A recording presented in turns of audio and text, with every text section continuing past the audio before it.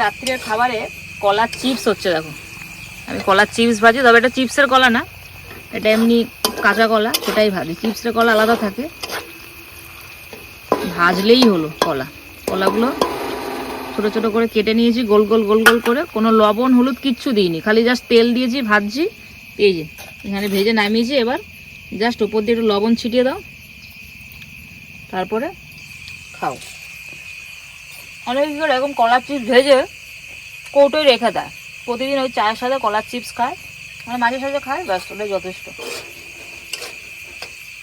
রাত্রিরে খাবারে আজকে কলার চিপস, আর কিছু না, হোক চিপসটা। অনেকে হলুদ দেয়, আমি কিন্তু হলুদ ফলুদ কিছুই দিইনি, আর খেতে কিন্তু দারুণ লাগছে। তবে আমার মনে হয় সাথে সাথে ভাজো, সাথে সাথে খাও, সেটা একটু বেশি টেস্টি লাগে। দারুণ হয়েছে, দারুণ।